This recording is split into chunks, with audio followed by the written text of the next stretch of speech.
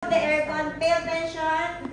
Prepare all the necessary materials: 2 blankets, 2 towels, glass, shampoo, toothbrush, dipper, diaper, lotion, and then hospital gown or bathrobe.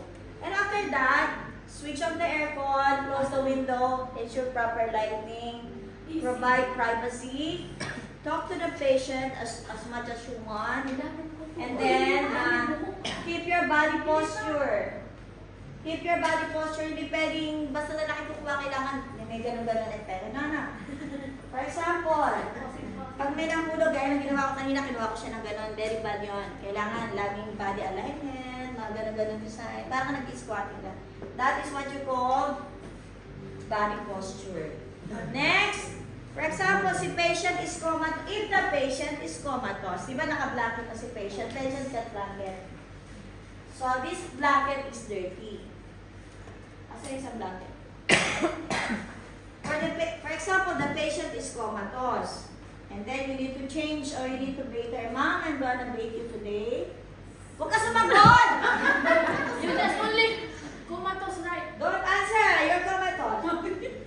First thing you have to do is to change the soil blanket. So, you have to do this. If the patient is comatose, tuck this blanket in her shoulder. Okay? If the patient is not comatose, ask her to hold the blanket. So, meron din siyang exercise. Naintindihan? Okay lang, mama? Yes. Oh, hindi siya comatose. Semi-comatose lang. So, tinak ko. Oh, sige na, ma'am. Mag-ano ka na lang. Sige na, comatose ka na lang. Gusto ko comatose ka. So, habang nakatabon si clean blanket, you're going to roll. Ipapakita ko lang ang first purpose, You're going to roll down the soil blanket. Roll. Diba? Ito nakaganyan. This one is tucked in. So, using this technique, you have to roll down the down blanket. Okay, hanggang sa baba yan. Tapos, doon niya siya kapag. Ano sabi? Expose only area to be washed, right? Kunti na yata. Ayan na. So, saan siya tatapon? Sa may? Side. No! So, after that, saan siya tatapon? Hindi, sa basin. Sa pinakaano natin, laundry basket. Laundry basket. So, after that, before hand wash mo na lahat, before after that, saan ulit tatanggalin ang hospital gown? Affected area or affected area? Unaffected area. Diba? Tatanggalin ko na yung ano niya, hospital gown niya. Swerte naman doon na. So, dahil comatose siya, marami na naman to. Lahat ng movement, dahil comatose siya, huwag na nga natin gamitan na ng protocol sa na. So, ano ulit? Inner cantos. Inner cantos. Inner and outer cantos. Okay. Tapos ang face? S. Ba't ka makakin sa kanya? S. Seryoso siya. Sige, technique. Z and set or ano ulit ang rationale? What is the rationale? To prevent the opening. The opening. Ha? To what? To prevent the opening. What is the opening? The nose, the eyes. So after that, ano gagawin na? Ano susunod sa ano? Ano susunod sa neck? Ano susunod sa face? Face? Neck. Eyes? Next, so paano yung neck? Medial to? La.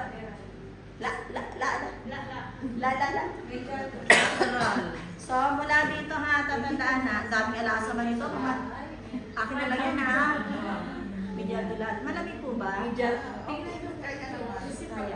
Parang init mo. May asim ka pa Ay po! Sino yun? Pasyente. Ma'am, nasa yung bag ko? Hindi ba nila sa'yo ni ano? Hindi na? No. And then, patry.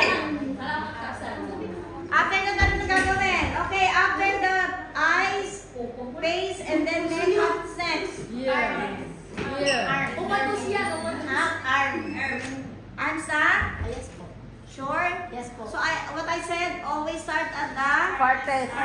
expose only area to be washed. So ilalabas nyo lang ito, ha?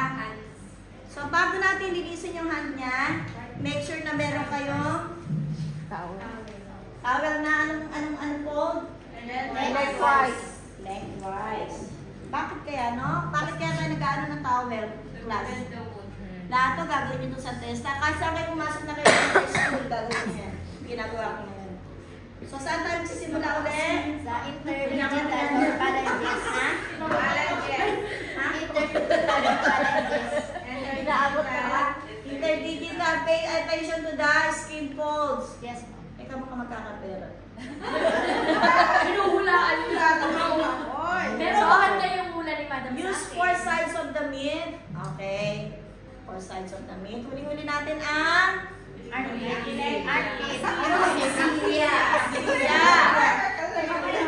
ito na yung pang-padry nyo ha. Padry. Kasi madaling manginig ang matanda. Ang padry. Tapos tanggalin nyo na. Then, itago nyo ulit. Tago ulit. Tago. Kasi lalamigin yan eh. Then, assuming, ganun din ang ginawa nyo sa kabila. So, ganun din dito. Gawa ng towel. Ano ulit? Tatandaan yung fold ng towel. Ano susunod ato ng finger? ng kamay? Chest or abdomen. Chest, paano ituro ko? Diba ito yung chest? So, ano yung Teka, wait. Mahirap itong ano na to. Mahirap itong ano na to. Lalagay yung towel. Ganyan, crosswise. Then, i-roll nyo yung blanket. Kasi nakaubad na yung pasyente. I-roll ang blanket. Roll. Hanggang saan? Hanggang sa ibabaw ng Waist. ha? Waist. Abdomen. Sa ibabaw na, for example, yan para makita nyo lang dito. Nakaroll yan ha. So, ang ibig sabihin, ang nakalitaw lang chest area. So, Ano yung tawag, ma'am? Ibabaw, sa baba. i-roll down ng tita. Navel. Sa navel. So, yan na. Navel. After that, sa tunay na, sa test na ganyan lang yan, silip-silip lang. Pero dahil kayo naman, ganyan lang yan. Either ganyan lang gawin nyo.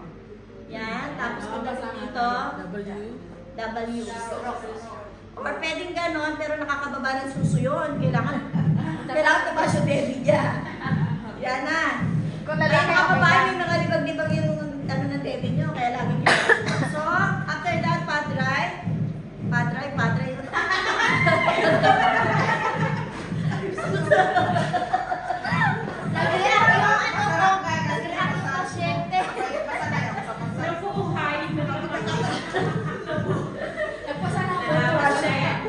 After that, ano na, napadry nyo na. Ito pa isang technique.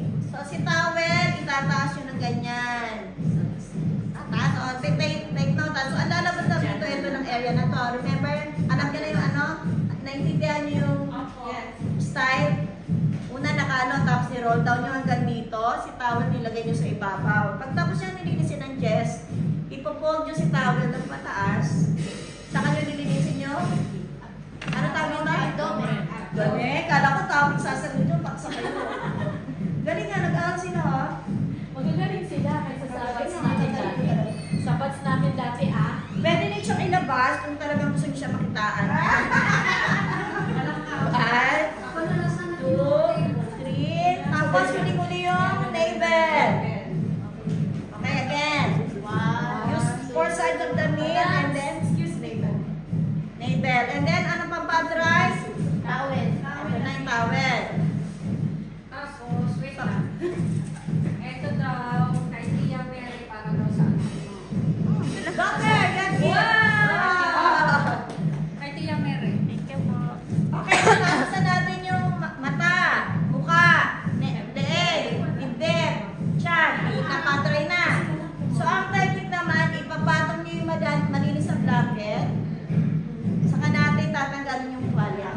Nakukuha nyo yung technique ha? mamaya tignan doon. Okay na. So, ano na susunod? Natapos na natin siya. What's next? Legs and feet. Ha? Legs and feet. Leg? Sure?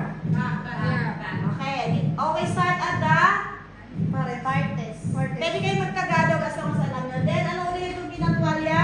Lengthwise. Si Ma'am Josie pala. Si Ma'am Josie. Napakasipag, napakabait, napakaganda, napakamunawain, lahat-lahat na.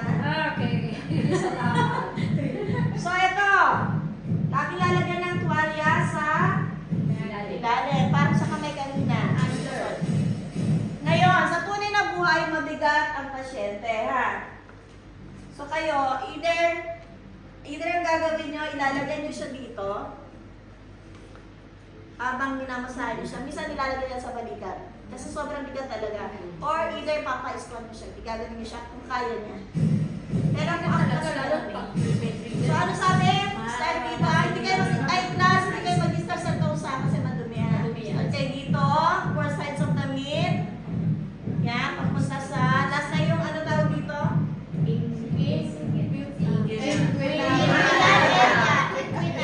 Area. Tapos, after nyan, pad dry. Pad dry, then hit natin. So, push pa natin siya ng 2 minutes. Bakit? Bakit nababalis na?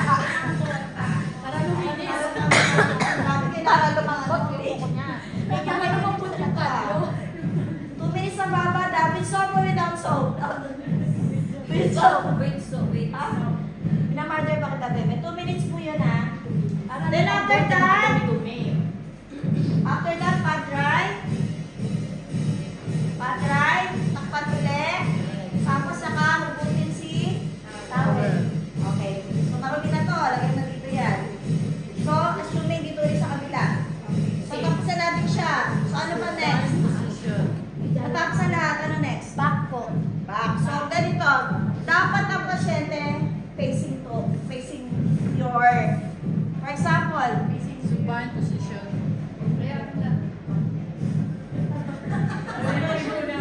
okay. In real life, the patient is facing towards you, right? Darling. So you can see the bed sore and everything. You understand?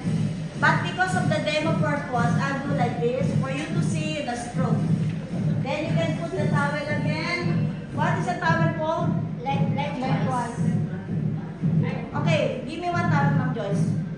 One here is lengthwise and then one crosswise. Gamitin na lang for pad dry.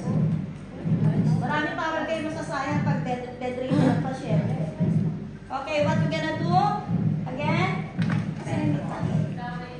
Wash. Wala yung meat mo, ma'am. Pero naman yung pangit.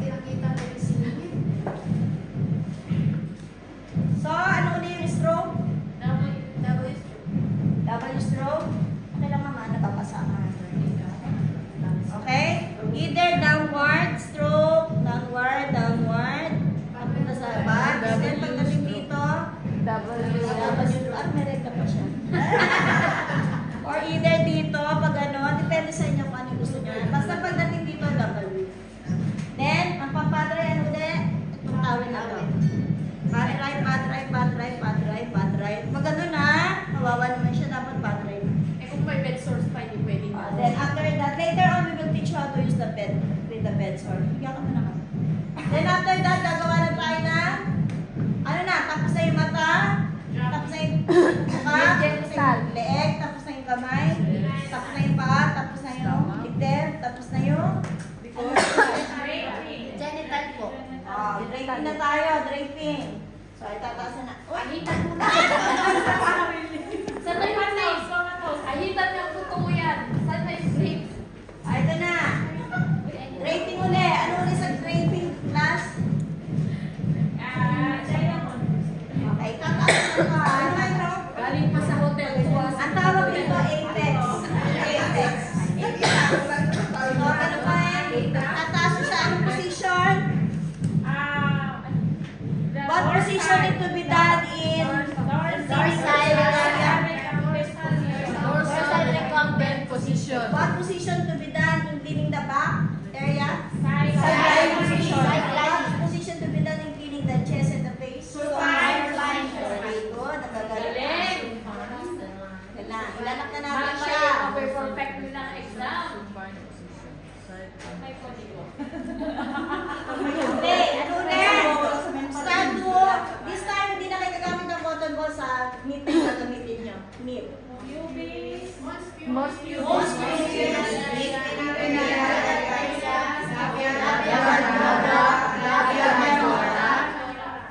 sabay-sabay. Ulit. Most previous to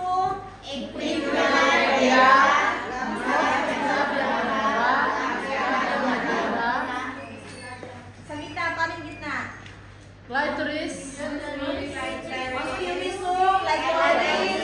You return always. Opening, vaginal opening, perineum, anus. Okay, nalilisa natin siya. Gagawin niyo sa akin mamaya yung draping yan. Ma'am, please pay attention to the draping yan. And then after that, si patient